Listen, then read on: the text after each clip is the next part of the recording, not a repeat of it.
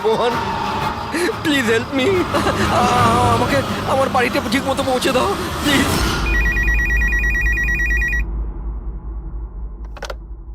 Hello, CID bureau. Hello ma'am, ma'am please আমাকে help করুন।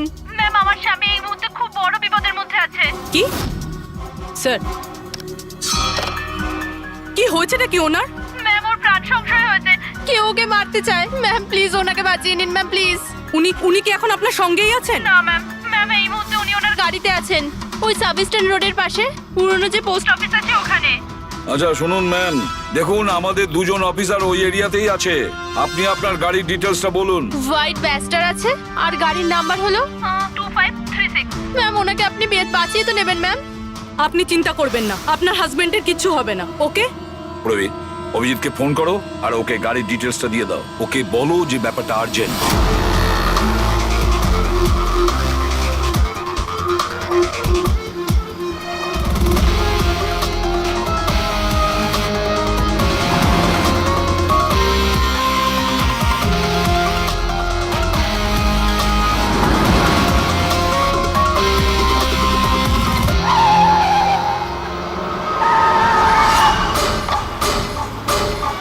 হ্যাঁ হ্যাঁ, এই নাম্বারটাই। ও গাড়ি এইভাবে কেন চালাচ্ছে? এ তো অ্যাক্সিডেন্ট করে দেবে।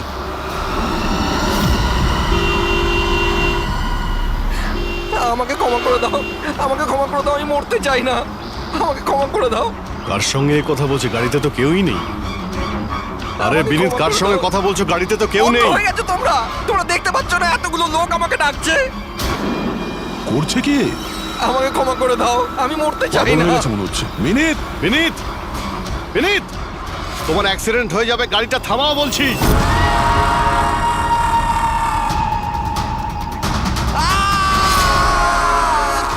আঙ্কেল, আমার সাথে খেলো না, খুব মজা হবে।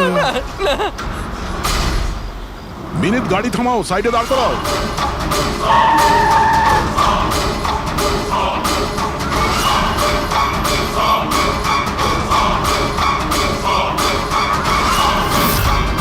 দাঁড়িয়ে যাও। বিনীত, বিনীত, বিনীত।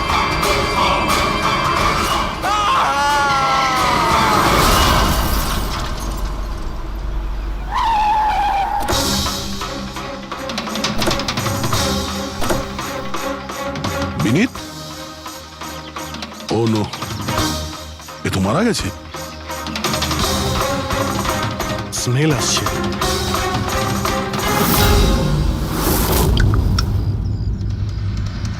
মদ। ড্রিঙ্ক করে গাড়ি চালাচ্ছিল, কিন্তু ও গাড়িতে কথা বলছিল কার সাথে? মদের নেশায় ভুলভাল বকছিল। মদ খেলে তো এটাই হয়, অ্যাক্সিডেন্ট। আপনি তো আমাকে কথা দিয়েছিলেন না যে বিনীতের কিচ্ছু হবে না, তো এটা কি হয়ে গেল? দেখুন ম্যাডাম, যদি ওনার অন্য কোনো দের হাত থেকে প্রাণ সংশয় থাকতো আমরা ওনাকে নিশ্চয়ই বাঁচাতাম, কিন্তু উনি তো নিজেই মদ খেয়ে গাড়ি চালাচ্ছিলেন। আপনি তো জানেন এটা কতটা ডেঞ্জারাস। না, ওনার প্রাণ ওনার নিজের জন্য যায়নি, বরং তাদের জন্য গেছে যারাও এতদিন ধরে ওকে বিরক্ত করছিল। কারা? সকাল সন্ধে ঘুমিয়ে জেগে সব সময় ওকে বিরক্ত করত। উনি এতটাই চিন্তিত হয়ে গিয়েছিলেন যে উনি নিজের বিজনেসেও পুরোপুরি নজর দিতে পারছিলেন না। কোন লোকের কথা বলছেন আপনি? একটু পরিষ্কার করে বলুন।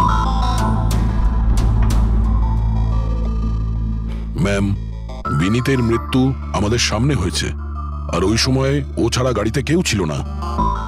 তাহলে ওর মৃত্যুর দোষ আপনি অন্য কারোর ঘাড়ে চাপাচ্ছেন কেন? কারণ ওনার খুন হয়েছে, মার্ডার, এটা মার্ডার। মার্ডার হয়েছে? আপনি কি জানেন কারা করেছে এটা? আত্মারা। হতে পারে আপনারা ওই আত্মাটাকে দেখতে পাননি, কিন্তু বিনীত ওদের পরিষ্কারভাবে দেখতে পেত। সিআইডিরা আত্মাটাত্মায় বিশ্বাস করে না। আপনিও মানতেন স্যার, যদি আপনি 2 সপ্তাহ আগের ঘটনাটা দেখে থাকতেন। লীলা ওঠো, ওঠো লীলা, লীলা ওঠো। মিনিট, বিনীত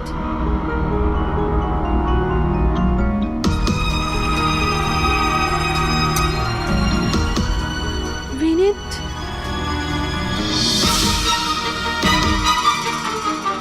বিনীত কি হয়েছে বিনীত? ওই দেখো, আলমারির ওপরে। কি আছে ওখানে বিনীত? লীলা, আলমারির উপরে কেউ আমাকে দেখছে, আমাকে শুতে দিচ্ছে না। বিনীত ওখানে কিচ্ছু নেই, কিচ্ছু নেই। তুমি না নিশ্চয়ই কোনো খারাপ স্বপ্ন দেখেছো। চলো শোবে চলো। আমি কোনো স্বপ্ন দেখিনি। ওই দেখো এখনো দেখছে আমাকে। তুমি কেন দেখতে পাচ্ছ না? বিনীত ওখানে কিচ্ছু নেই। তোমার শরীর ঠিক নেই বিনীত, চলো তুমি এসে শুয়ে পড়ো। চলো, কিচ্ছু নেই বিনীত। তুমি না খারাপ স্বপ্ন দেখেছো, তার জন্য এরকম হচ্ছে। সরি সরি, আমাকে ক্ষমা করে দাও প্লিজ। এক মিনিট, আর এই বিনীত কি কারণে ক্ষমা চাইছিল? এটা তো আমিও জানি না স্যার। বিনীত কাজ কি করতো? স্যার ওনার কোম্পানি হসপিটালে মেডিকেল ইকুইপমেন্ট সাপ্লাই করতো। আপনি শিওর যে ওই বিনীতকে খুন আত্মাই করেছে? স্যার আমার আগে তো এটা মনে হয়নি, কারণ না তো আমি কোনোদিন কোনো আত্মা দেখেছি আর না কোনোদিন কোনো আওয়াজ শুনেছি। কিন্তু পরে আমার বিনীতের কথাই বিশ্বাস হতে লাগলো যেও সত্যি কথা বলছে।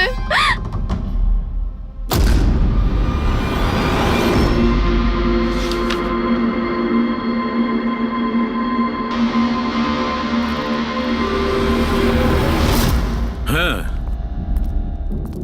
বস, এর মৃত্যুর একটাই কারণ চোখে পড়ছে, এর মাথার ওপর লাগা আঘাতটা, যেটা অ্যাক্সিডেন্টের কারণে লেগেছে। ঠিক তো ডক্টর সালুকে? আর কোনো কারণ নেই তো?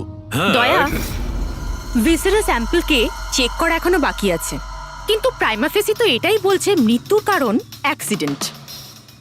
আর বস, এর রক্তের মধ্যে আমি অ্যালকোহল অনেকটা বেশি মাত্রায় পেয়েছি। ও, আমার মনে হচ্ছে সেই কারণেই ওর হ্যালুসিনেশন শুরু হয়, আরো ধাক্কা মেরে দেয়। তার মানে হলো এটা কোনো খুনের ব্যাপার নয়? আমরা চাইলেই ওদের বডিটা ফেরত দিয়ে দিতে পারি।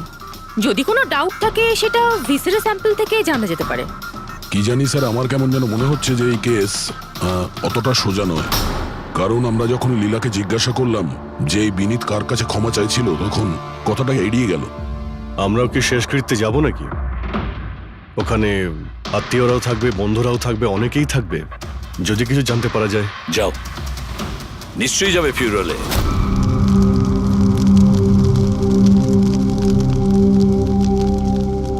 ঠিকই হয়েছে, মরে গেছে। খারাপ লোকেদের সাথে এটাই হওয়া উচিত।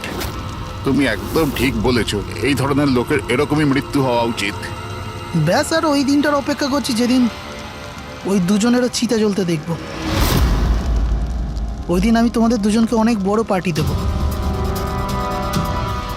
কি সমস্যা কি তোমার? হ্যাঁ, এখানে একটা শোক পালন করার জায়গায় উৎসব পালনের কথা বলছো তোমরা? কেন করব না উৎসব? আরে আসল উৎসব তো সেদিন হবে যেদিন এই দুজনেরও চিতা জ্বলবে।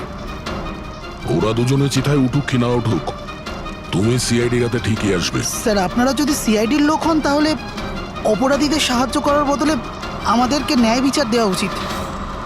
এক মিনিট, কি বলতে চাও পরিষ্কার করে বলো। স্যার, আমার নাম পুনিত, আর আমার বাবা পার্পল হসপিটালে ভর্তি ছিল। ভেন্টিলেটরে ছিলেন। ডাক্তারবাবু, নার্স, ডাক্তারবাবু কোথায়? Relax. আমার বাবা মারা যাবে এক্ষুনি। প্লিজ প্লিজ ডাক্তারবাবুকে বলুন। কি হয়েছে? কেন চিৎকার করছেন? চিৎকার করবো না তো কি করবো? আমার বাবা ওখানে মারা যাচ্ছে, আর আপনাদের স্টাফ এখানে বসে মাছি মারছে। আপনি আগে শান্ত হন প্লিজ। আপনি পেশেন্টের কাছে যান, আমি দেখছি। তাড়াতাড়ি করুন প্লিজ। হ্যাঁ, ম্যাম, একটা ঘটনা ঘটে গেছে। কি সমস্ত হয়েছে? ভেন্টিলেটর এক এক করে বন্ধ হচ্ছে। কি? হ্যাঁ ম্যাডাম, আমাদের দুজন ডাক্তার ম্যানুয়ালি অক্সিজেন দেওয়ার চেষ্টা করছে। ম্যাডাম, সবার সাথে এরকম হওয়াটা ঠিক নয়। যদি ভেন্টিলেটর ঠিক না হয় তাহলে পেশেন্টরা মরে যাবে। আরে আস্তে বলো। আরে এটা হসপিটালের রেপুটেশনের ব্যাপার। এটা যদি পেশেন্টের বাড়ির লোকেরা জানতে পারে না, তাহলে একটা ঝামেলা হয়ে যাবে। ডক্টর, আপনারা প্লিজ 2 মিনিট সময় দিন, আমরা সলিউশন বার করছি। ম্যাম, এক এক করে সব ভেন্টিলেটর বন্ধ হয়ে যাচ্ছে। তুমি যাও, বাকি ওয়ার্ডসগুলো চেক করো, যাও। Okay ma'am. আরে ওই আমাদের সাপ্লায়ার বিনীতকে ফোন করো না, ওই সব কিছু ব্যবস্থা করে দেবে। প্লিজ টেনশন নেওয়ার কোনো ব্যাপার নেই। ডক্টর মেহেক হচ্ছে কি এসব? স্যার ভেন্টিলেটর সব বন্ধ হয়ে গেছে স্যার। আপনারা প্লিজ শান্ত হন, আমি কথা বলছি। স্যার এক এক করে সমস্ত ভেন্টিলেটর বন্ধ হয়ে যাচ্ছে স্যার। কি এটা কিভাবে হতে পারে? তো কোনো হসপিটালে ফোন করো না, ওখান থেকে আনাও।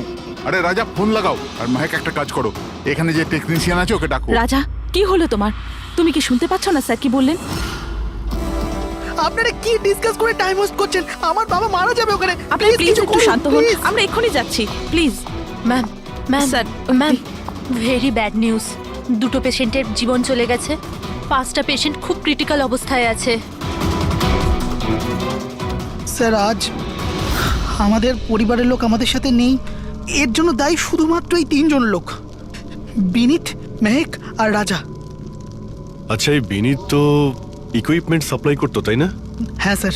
আর বাকি দুজন? স্যার যেদিন এই ঘটনাটা ঘটেছিল সেদিন মেহেক ডক্টর ইনচার্জ ছিল, আর রাজা হসপিটালে অ্যাডমিন সামলাতো। আচ্ছা, এনারা দুজনে কি শুধু হসপিটাল থেকে এসেছেন নাকি ওখান থেকে আরো অনেকে এসেছেন?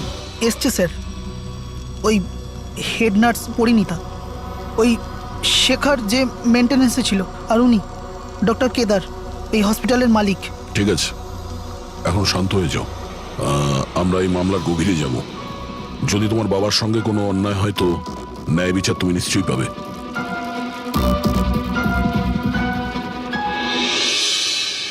এখন বুঝতে পারছি বিনীত ক্ষমা চাইছিল কেন। আমাকে ক্ষমা করে দাও, আমি মরতে চাই না, আমাকে ক্ষমা করে দাও। আর এটাও বুঝতে পারছি যে বিনীতের মৃত্যুতে সবাই এত খুশি কেন। তার মানে বিনীতের মৃত্যুর কারণ যে কেউ হতে পারে। আর বিনীতের পরে খুনির পরের শিকার এই এদের দুজনের মধ্যে কেউ হতে পারে।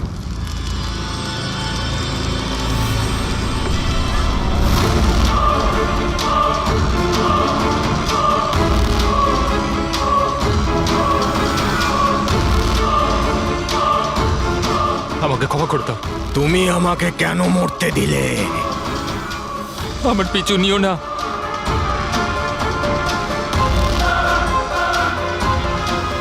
এরা এরা কথা কার সঙ্গে বলছে?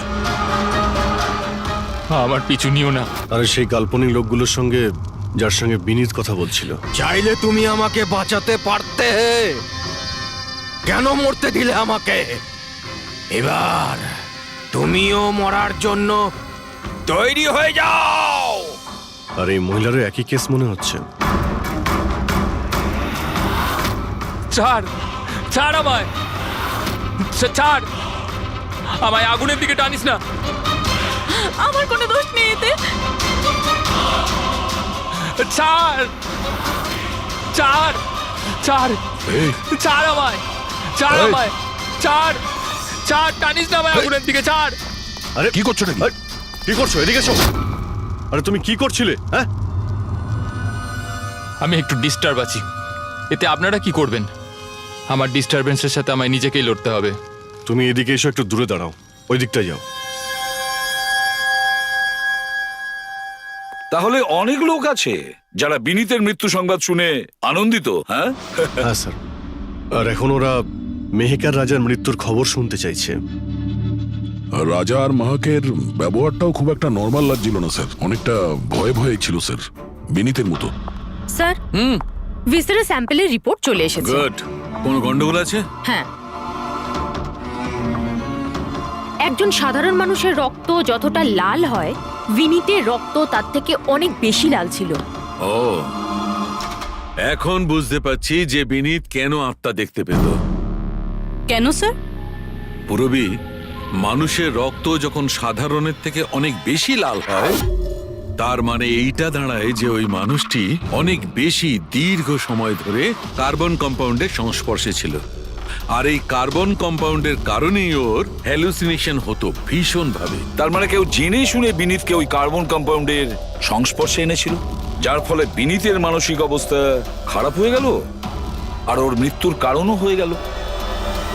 স্যার এই খুনি এই কার্বন কম্পাউন্ড পেল কোথায়? এই আমাদের আশেপাশেই সব জায়গায় কার্বন কম্পাউন্ড ছড়িয়ে আছে। মডার্ন জীবনে আমরা যতগুলো মেশিনারি ব্যবহার করছি, ওই সবগুলো, প্রায় সবগুলো কার্বন কম্পাউন্ড ছড়ায়।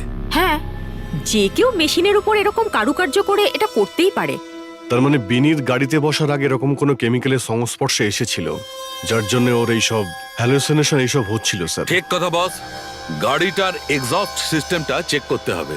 গন্ডগোলটা ওখানেই হয়েছে।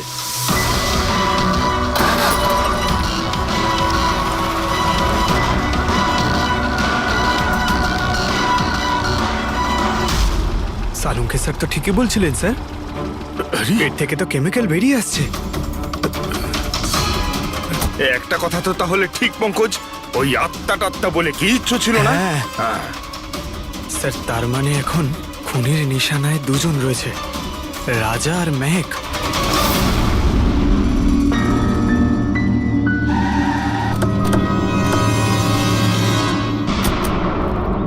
শ্মশানে রাজার ব্যবহারটা খুব একটা ঠিক ছিল না, এখনো ওর মানসিক অবস্থা ঠিক নয়। আরে স্যার, দরজা তো খোলা। আচ্ছা, খুনি রাজার কাছে পৌঁছে যায়নি তো? এসব কি হচ্ছে?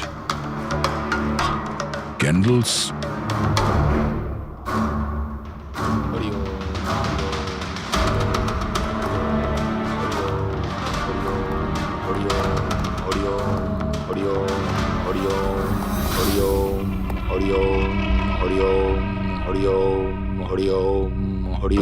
রাজা,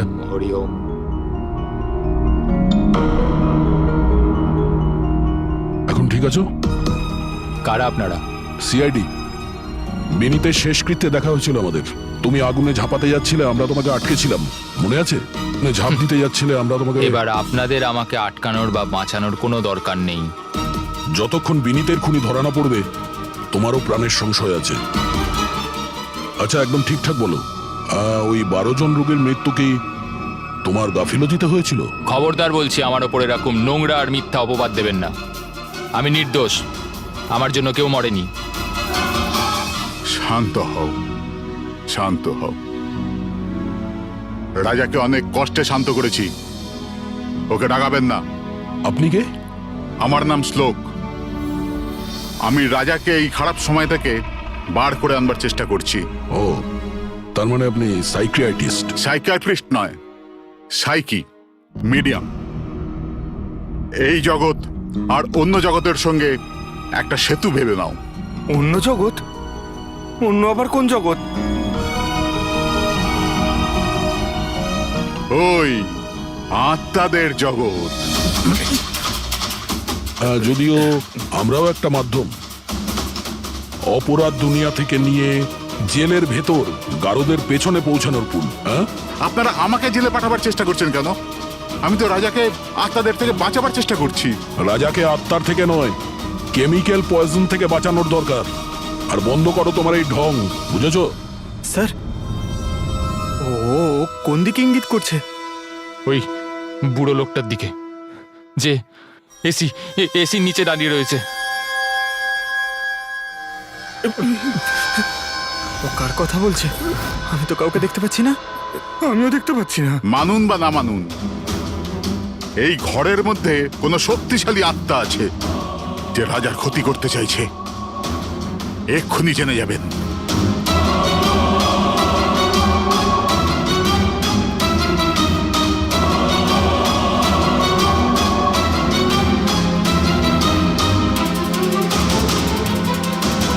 মিটার দিয়ে আত্মা দেখা যাবে?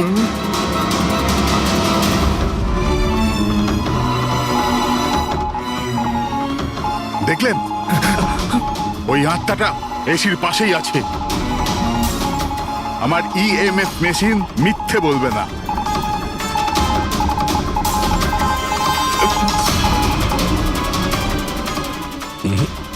তবে আমাদের ওই মিটার ভুল হতে পারে না, বুঝলে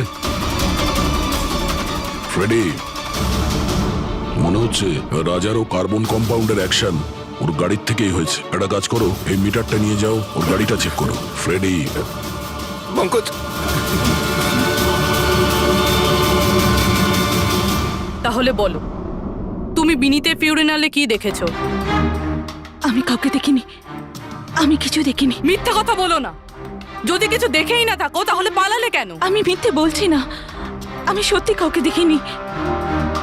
আচ্ছা, হাসপাতালে যে 12 জন মারা গিয়েছিল সেটা কি তোমার গাফিলতির জন্যই হয়েছিল?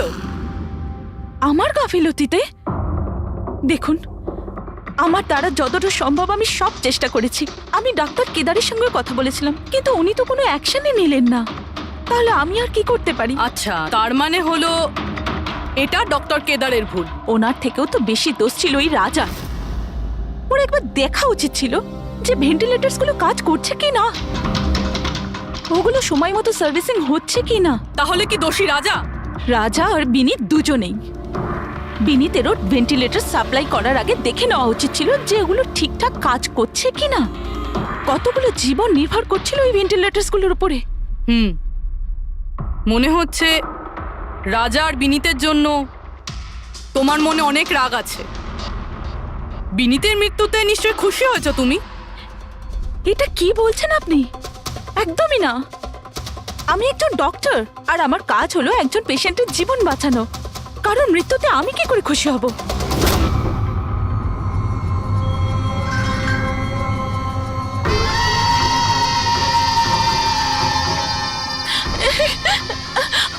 আবার এসে গেছে, আবার এসে গেছে।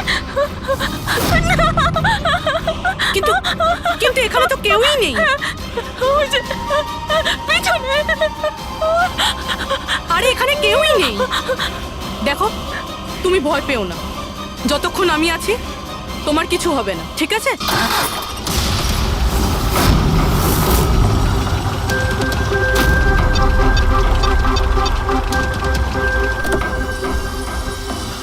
গাড়ির এসিতে তো কার্বন কম্পাউন্ড নেই।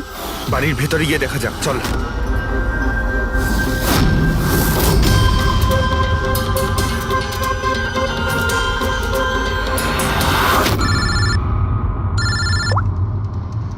হ্যাঁ পূরবী, মেহেকের বাড়িতে কোনো কেমিক্যাল পাওয়া যায়নি? ঠিক আছে, যতক্ষণ ওই খুনি ধরা না পড়ে ততক্ষণ তুমি ওর সঙ্গেই থাকো, ঠিক আছে? স্যার, হ্যাঁ, কার্বন কম্পাউন্ড এখানে কোথাও নেই। কোথাও কোনো কেমিক্যাল পাওয়া যাবে না। বিজ্ঞানের জগৎ আর কেমিক্যালের জগতের বাইরেও আর একটা জগৎ আছে, মানুন অথবা না মানুন। চুপ, মুখ বন্ধ। যতক্ষণ বলতে না বলবো মুখ খুলবে না। রাজাবাবু, আপনার ভয়ের কোনো কারণ নেই। আমরা আছি এখানে। যতক্ষণ না ওই খুনি ধরা পড়বে সিআইডি আপনার সঙ্গেই আছে। আমার সিআইডির দরকার নেই। ইনি রয়েছেন না আমার সুরক্ষা করার জন্য। আরে এটা কিভাবে সম্ভব? না রাজার বাড়িতে কেমিক্যাল পাওয়া গেছে আর না মেহেকের বাড়িতে পাওয়া গেছে। এটা কি করে সম্ভব? স্যার, আমরা রাজার বাড়িটাকে ভালো করে চেক করেছি, এক একটা কোণা দেখেছি, ওই গাড়িটাও চেক করেছি, কোথাও কিছু পাওয়া যায়নি। হ্যাঁ, কিন্তু দয়া, যদি কোনো কেমিক্যাল ব্যবহারই না হয়ে থাকে তাহলে রাজা আর মেহেকের হ্যালোজুলেশন হলো কি করে? কোনো তো একটা কারণ থাকবে। আর স্যার, যেভাবে বিনীতের কারের এসিতে কেমিক্যালের ব্যবহার করা হয়েছে, এটা কোনো আনপ্রফেশনাল কেউ করেছে বলে আমার মনে হয় না। একটা কাজ করা যাক, যারা মারা গেছে তাদের বাড়িতে দেখো, হয়তো কেউ থাকতে পারে যে কেমিক্যালের বিষয়ে খুব ভালো করে জানে, বা কেউ কেমিক্যালের এক্সপার্ট। আর হ্যাঁ, হসপিটালের ওই স্টাফকে ডাকো। চিফ নার্স যে আছে না, হেড নার্স পরিণীতা, আর হেড টেকনিশিয়ান শেখর, আর মালিক কেদার, তিনজনকেই ডাকো। স্যার, দেখা যাক।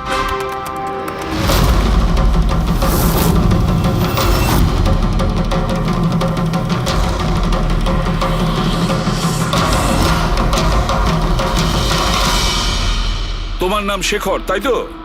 Yes sir. হসপিটালের হেড মেকানিক, মেইন টেকনিশিয়ান। তার মানে হসপিটালে যদি কোনো মেশিনে প্রবলেম হলে সবার প্রথমে তোমার কাছে খবর আসে। হ্যাঁ স্যার, ঠিক। তাহলে হসপিটালের ভেন্টিলেটর খারাপ ছিল সেটা তুমি জানতে না? স্যার, প্রথম থেকেই জানতাম। তাহলে কেন কিছু করনি? কাউকে কিছু বলনি কেন? হ্যাঁ স্যার, এতে আমার কোনো দোষ নেই। তাহলে কার ভুল ছিল? স্যার, আমি প্রথমেই মেহেককে ভেন্টিলেটরের ব্যাপারে বলেছিলাম যে ভেন্টিলেটরসে প্রবলেম আছে আর যে কোনো সময় খারাপ হতে পারে। এটা তুমি ভেন্টিলেটর বন্ধ হওয়ার আগেই জানিয়েছিলে? ইয়েস স্যার, 1 সপ্তাহ আগে। ম্যাম, আমি আপনাকে একটা নোটিশ পাঠিয়েছিলাম, ওয়ার্ডের ভেন্টিলেটরগুলো ঠিকমতো কাজ করছে না। ও, আমি তোমার চিঠিটা পড়েছি শেখর। তুমি টেনশন নিও না, আমি কিছু একটা করছি। কিন্তু ম্যাম, ব্যাপারটা খুব আর্জেন্ট। হ্যাঁ হ্যাঁ, আমি জানি। Doctor Mehak, yes. ম্যাম আপনাকে অ্যাকাউন্টস ডিপার্টমেন্টে এক্ষুনি ডেকেছে। ও হ্যাঁ, আসছি। Don't Okay, worry ma'am. Shekhar, আমি নিশ্চয়ই কিছু ব্যবস্থা নেব, পাক্কা। কিন্তু স্যার উনি আমার কথাটা সিরিয়াসলি নিলেন না। হ্যাঁ, মেহেক ভেন্টিলেটার্স খারাপ হওয়ার সময় পেশেন্টদের বাঁচানোর খুব চেষ্টা করেছিল, কিন্তু রাজা স্যার এত ঘাবড়ে গেলেন যে কিছু করতেই পারলেন না। শেখর বাবু, তুমি কতটা সত্যি বলছো আর কতটা মিথ্যে সেটা তো আমরা জেনেই নেব। স্যার মেহেকের কোনো ভুল ছিল না। ও ভেন্টিলেটর খারাপ হওয়ার কথা আমাকে প্রথমেই বলে দিয়েছিল।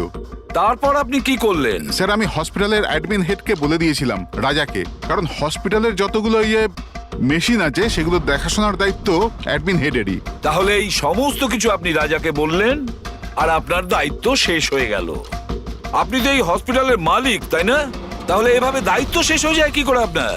স্যার আমি আমার দায়িত্ব পালন করেছি, সেই জন্য তো আমি নিজে গিয়েছিলাম রাজার কেবিনে। রাজা, হ্যাঁ স্যার। এসব কি করছো?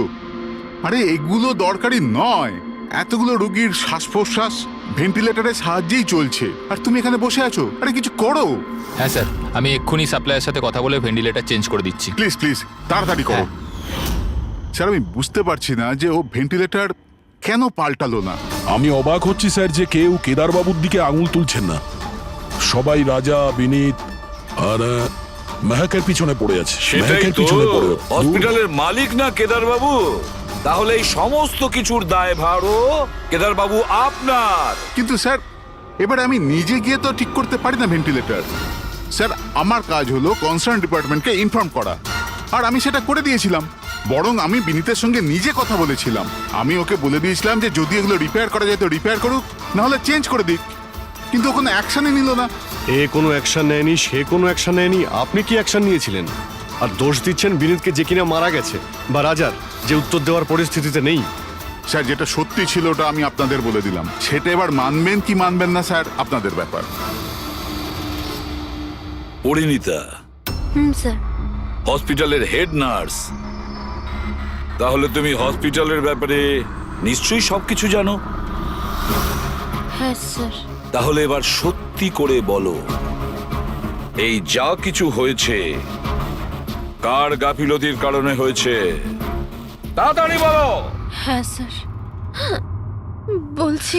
আমার সাথে বিশ্বাসঘাতকতা করার চেষ্টা করো না রাজা। আর হ্যাঁ, যদি মেশিনে কোনো ফিজিক্যাল ড্যামেজ থাকে তাহলে সেটা ওয়ারেন্টিতে আসে না। যদি তোমার নতুন ভেন্টিলেটর চাই তাহলে তোমাকে পুরো কস্ট পে করতে হবে, বুঝেছো? আমি তোমার থেকে বাজে লোক আজ অব্দি আমার জীবনে দেখিনি। এবার থেকে না তো আমাদের হসপিটাল তোমার থেকে কিছু কিনবে, না তো শহরের আর কোনো হসপিটাল। শোনো, এসব হুমকি অন্য কাউকে দেবে। তুমি জানো না আমি কে, যা করার করে নাও।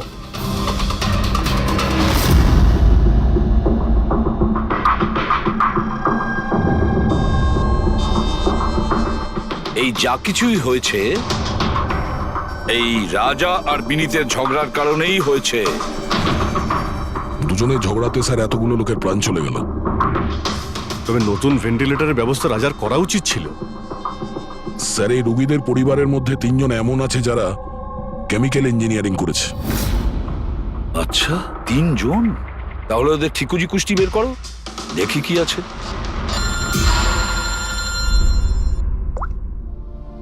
Hello ACP Pradyuman. হোয়াট? ঠিক আছে, আমরা এক্ষুনি পৌঁছচ্ছি। কি হয়েছে স্যার? রাজা মারা গেছে।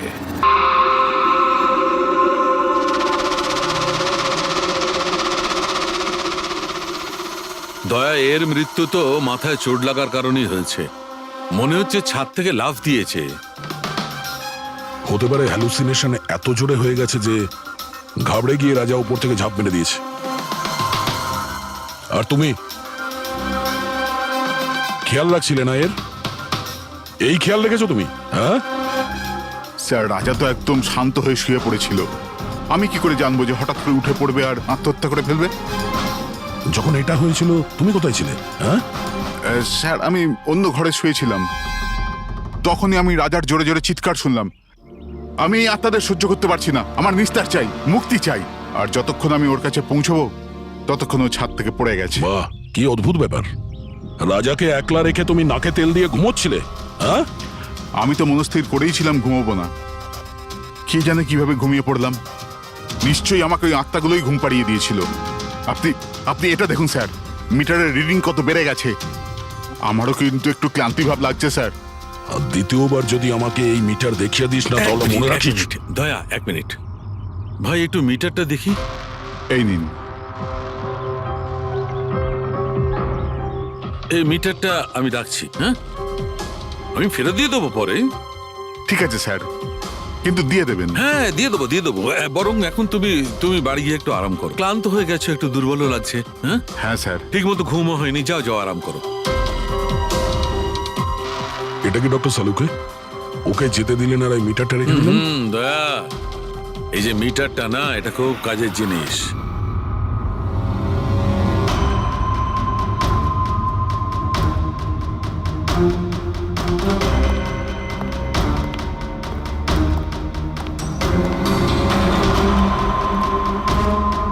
এই ঘরটা চেক করছি।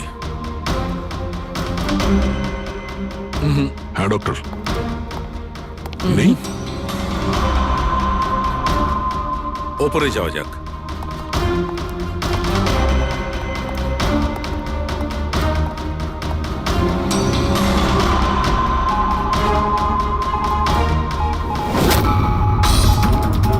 আরে সালুঙ্কে স্যার, সাবধানে। এই নিডলটা তো একেবারে জঙ্গলি ঘোড়ার মতো দৌড়চ্ছে। মাই গড, আমরা এখানে এইভাবে দাঁড়িয়ে থাকতে পারি না দয়া। আমাদের প্রোটেক্টিভ পোশাক পরতে হবে। Protective gears? ওটা কি কারণে ডক্টর? আরে দয়া, আমাদের সুরক্ষার জন্য।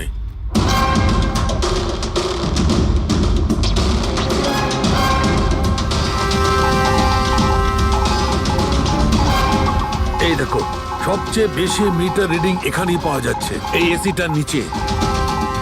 মনে স্যার ওই পঙ্কজ, খবরদার যদি আত্মার নাম নিয়েছো।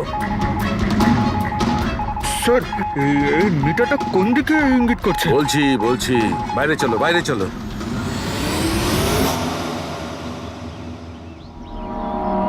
দেখেছো দয়া, এটা হচ্ছে ইএমএফ, ইলেকট্রোম্যাগনেটিক ফিল্ড ডিটেক্ট করে এটা। ইলেকট্রোম্যাগনেটিক ফিল্ডস, এগুলো তো আজকাল সব ইলেকট্রিক অ্যাপ্লায়েন্সের মধ্যে হয় ডক্টর। টিভি, ফ্রিজ, একদম ঠিক দয়া, কিন্তু ওই অ্যাপ্লায়েন্স গুলোর ইএমএফ হিডেন থাকে, লুকোনো থাকে, যাতে মানুষের উপর খারাপ প্রভাব না পড়ে। কি খারাপ প্রভাব?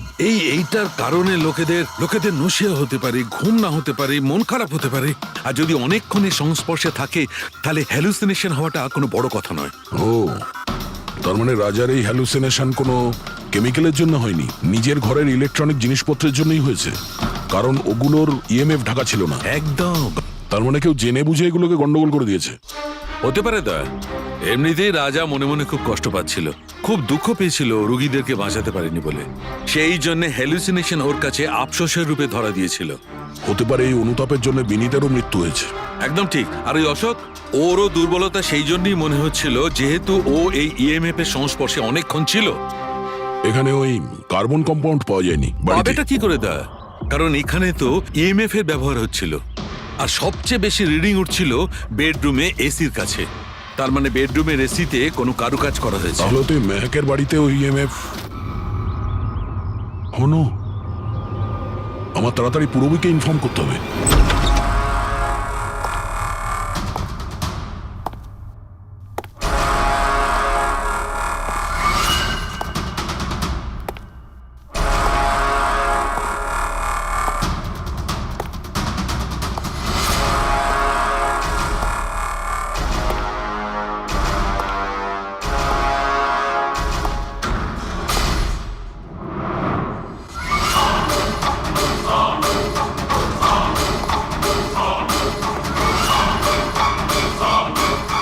আমাকে একবার মেরে শান্তি হয়নি তোমার?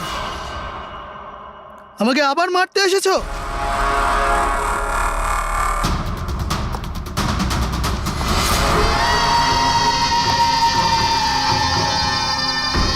তুমি? আমি তোমাকে সেলফ ডিফেন্সে মেরেছিলাম, আর তাছাড়া তুমি একজন অপরাধী। অপরাধীদের কি পরিবার থাকে না? তোমার জন্য আমার মেয়ে অনাথ হয়ে গেছে, আর এই রক্ত দেখছো, সব তোমার জন্য। আমি আর তোমাকে ছাড়বো না। দেখো, আমার কাছে আসবে না, আমি কিন্তু মেরে দেবো। আমি তোমাকে ছাড়বো না। আমার কাছে আসবে না, আমি কিন্তু বলছি মেরে দেবো। আমি বলছি আমার কাছে আসবে না, আমি মেরে। রবি, কি করছো তুমি? ছাড়ো এটা। স্যার, ওই যে ওই লোকটা। কি? স্যার এখানে স্যার ওনাকে ধরুন, উনি আমাকে মারতে চান। এক মিনিট, আগে এখান থেকে বাইরে চলুন। তাড়াতাড়ি চলো, প্লিজ তাড়াতাড়ি, প্লিজ তাড়াতাড়ি, ফার্স্ট। এই হলো সেই তিনজন যাদের সম্পর্ক কেমিক্যাল ইঞ্জিনিয়ারিং এর সঙ্গে আছে, সুহাস, দীপক আর কিশোর। খুনিদের মধ্যে যে কেউ হতে পারে। না অভিজিৎ, কারের এসিতে কেমিক্যাল ফিক্স করাটা অন্য ব্যাপার, আর ইলেকট্রোম্যাগনেটিক ফিল্ডকে এত চাতুর্যের সঙ্গে ব্যবহার করাটা অন্য কথা। আমার মনে হচ্ছে ও এমন একজন লোক যার সায়েন্সে, মেডিকেল সায়েন্সের উপর খুব ভালো দখল আছে, হয়তো কোনো ডক্টর অথবা সায়েন্টিস্ট। যেই করুক, সে ইলেকট্রোম্যাগনেটিক ফিল্ড ভালো মতন ব্যবহার করেছে, যাতে মেহেক আর রাজা ওরা দুজনেই যাতে ইএমএফ এর সংস্পর্শে থাকে। হতে পারে হসপিটালে ওরা দুজন নিজেদের কাজ করছিল, তখনও এই ইএমএফ ওখানে উপস্থিত ছিল। তাহলে স্যার হতে পারে হসপিটালের কোনো মেশিনের সাথেও গন্ডগোল করা হয়েছে। নিশ্চয়ই দয়া, নিশ্চয়ই। আর এটা ওই করেছে, হসপিটালের ভেতরেরই কেউ। তাহলে এই হলো সেই জায়গা যেখানে মেহেক আর রাজা বসতো। হ্যাঁ স্যার। আর কে কে যাওয়া আসা করতো এখানে? স্যার শুধু স্টাফেদেরই ভেতরে যাওয়ার পারমিশন ছিল, তাও যদি কোনো কাজ থাকতো তাহলে। মানে বাইরের কেউ এখানে ঢুকতেই পারতো না। না স্যার, এমনকি রুগীদেরও এখানে ভেতরে আসার অনুমতি ছিল না। তার মানে তো এটা বোঝা গেল যে স্টাফেদের মধ্যেই কেউ, মানে আপনাদের মধ্যেই কেউ একজন খুনি। এ আপনি কিভাবে বলতে পারেন? এটা আমরা বলছি না, এটা এই ইএমএফ মেশিনটাই আমাদের সবকিছু বলে দিয়েছে। আর এই ইএমএফ মেশিনের হিসাবে এই এসির সাথে কোনো গন্ডগোল করা হয়েছে। তার মানে রাজা আর মেহেককে মারার চেষ্টা করা হয়েছিল, কিন্তু বেচারা রাজা মারা গেছে। এসির সাথে গন্ডগোল? কি বলছেন আপনি? আমি তো কিছু বুঝতেই পারছি না। এই কথাটা এই রুমে থাকা শুধুমাত্র সেই বুঝতে পারবে যে নিজেই খুনি। আর ও আজ এখানে প্রোটেক্টিভ গিয়ার পরে এসছে, যাতে ইলেকট্রোম্যাগনেটিক ফ্রিকোয়েন্সিতে তার কোনো ক্ষতি না হয়, তাই তো? কি সে?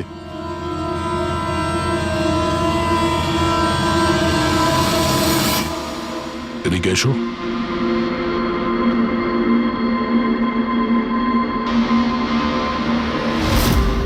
ফ্যাশন সেন্স তো তোমার খুব ভালো, শেখর। জামা কাপড়ের ভেতরে এই সুরক্ষা কবচ। দেখো, তোমার সমস্ত প্ল্যান আমরা জেনে ফেলেছি, তোমার ব্যাপারে সমস্ত খোঁজ খবর নিয়েছি। তুমি এখানকার এমন একজন টেকনিশিয়ান যে এসির সঙ্গে কোনো গন্ডগোল করতে পারে। এখন তাড়াতাড়ি বলো, কেন করেছো তুমি এসব? আমি করেছি এসব। আর কি ভুল করেছি আমি যদি মেহেক, বিনীতা, রাজার ওপর অভিযোগ লাগিয়েছি তো? এদের জন্য 12টা পেশেন্টের মৃত্যু হয়েছে, যেটা আমি দেখতে পারিনি। তারপর আমি ভাবলাম যে এদের এরকমই মৃত্যু দেওয়ার প্রয়োজন আছে, যেভাবে 12টা পেশেন্ট মারা গেছে। সেই জন্য আমি ইএমএফ আর কার্বন কম্পাউন্ডের বিষ ব্যবহার করেছি ওদের মারার জন্য, যাতে এদেরকে এমন মৃত্যু দিতে পারি, মৃত্যু নয়, একটা ভয়ঙ্কর মৃত্যু। এটাই আমার ন্যায় বিচার। শাস্তি দেওয়ার অধিকার শুধুমাত্র আইনের আছে, অন্য কারো নয়, বুঝেছো?